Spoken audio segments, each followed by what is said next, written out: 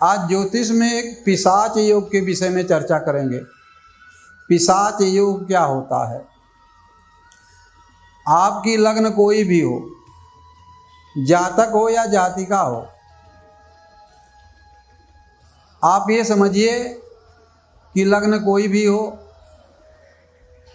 लग्न में चंद्र और राहु हो,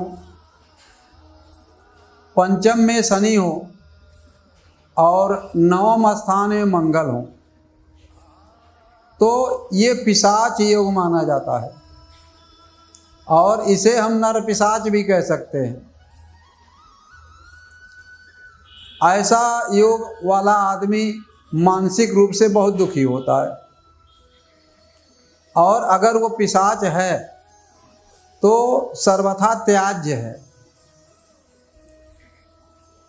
कभी कभी देखा जाता है कि किसी की कुंडली में नर पिशाच योग है, वो गांव में रहता है या शहर में रहता है, गली मोहल्ले में कहीं भी रहता है, तो वो अपनी हरकत से बाज नहीं आता है।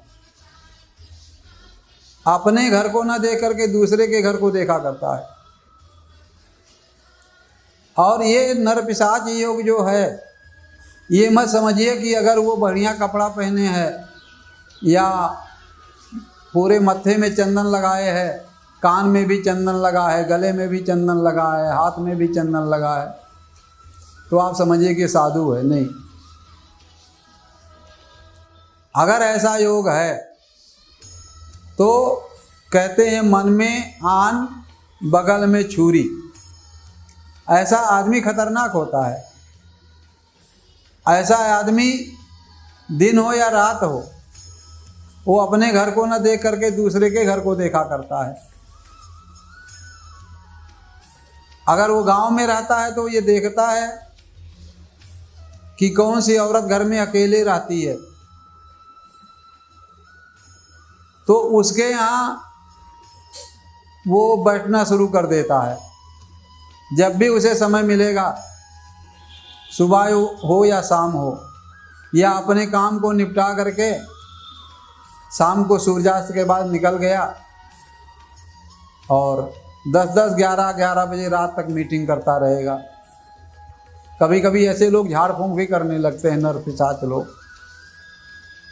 तो भूत का डर दिखा करके, पड़ोसी के तंत्र मंत्र का डर दिखा करके ये लोग 2-4 घर अपना निश्चित कर लेते हैं कि जब कोई काम नहीं है तो अपने घर में बैठने के बजाय वो दूसरे के घर में बैठते हैं। अपने घर में नहीं हंसते, क्योंकि अपने घर में हंसने लायक माहौल ही नहीं बनाया उन्होंने, तो दूसरे के घरों में जा कर के हंसते हैं। 11-11, 11:30, 12 बजे रात तक दूसरों के घर में बैठे रहते हैं। ये त्याज्य लोग हैं। ऐसे नर पिशाचों का त्याग कर देना चाहिए। उनके आप पहनावे पर मत आइए कि वो बहुत अच्छा पहने हैं, या उनकी चंदन और माला पर मत आइए कि वो चंदन लगाए हैं, क्योंकि ये त्याज्य लोग हैं। इनका त्याग करने में ही भलाई है। दूसरों के घर में झाड़ फूंक करते हैं, अपने घर में खुद पिशाच है जिसका उनको ज्ञान नहीं है, लेकिन दूसरों के घर में झाड़ फूंक करके उनका भूत उतारते हैं। असलियत क्या है कि उनको कुछ ज्ञान ही नहीं है कि भूत है क्या। नहीं, वो तो चूंकि वो नर पिशाच हैं तो इस तरीके का काम वो करते रहते हैं। तो मित्रों, ये योग हमने इसलिए बताया कि ऐसा योग अगर किसी की कुंडली में है तो ऐसे व्यक्ति से सावधान रहने की आवश्यकता है। हाँ, जरूर अगर कोई व्यक्ति ऐसा चाहता है कि भाई कुंडली में योग है और इसका समाधान किया जाए, तो इसके समाधान में एक ही चीज़ आती है कि आप कोई अच्छा सा गुरु देख करके कर लीजिए, गुरु से गुरु मंत्र लीजिए और गुरु को सच्चे हृदय से मंत्र लेकर के, सच्चे हृदय को गुरु मान करके, गुरु हो वो, आजकल का गुरु नहीं, वाकई में वो गुरु हो जो आपको ज्ञान दे सकता हो, जो खुद ज्ञानी हो। क्योंकि गुरु मांगता नहीं, गुरु देता है, गुरु दाता है। तो दाता गुरु अगर मिल जाए, मांगने वाला गुरु नहीं कि खरीफ और रबी की फसल में चले आ रहे हैं यजमानों के यहाँ मांगने के लिए, और मांग मांग करके अपने घर का, अपने बच्चों का पेट पालन कर रहे हैं। ऐसा गुरु आपको क्या देगा?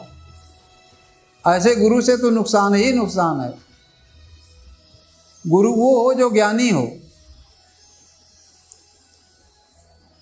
तो ऐसे गुरु से गुरु मंत्र लेकर के, यद्यपि ये नर पिशाच लोग जो गुरु करते हैं, इनको वैसे गुरु भी मिल जाते हैं और गुरु के साथ भी ये कपट करते हैं, क्योंकि इनमें योग ऐसा है। लेकिन हाँ, जो सुधरना चाहते हैं तो वो गुरु, अच्छा गुरु तलाश करके, गुरु मंत्र लेकर के, अच्छा गुरु आपको कैसे मिल जाएगा? जब आप अच्छे शिष्य बनने का संकल्प ले लेंगे तो आपको अच्छा गुरु मिल ही जाएगा। वो परमात्मा की कृपा आपके ऊपर होगी, और फिर उस गुरु मंत्र को करिए, आपका कल्याण होगा। तो मित्रों, अभी तक के लिए बस इतना। आगे किसी दूसरे विषय पर किसी दूसरे एपिसोड में मिलेंगे। तब तक के लिए मित्रों, जय महा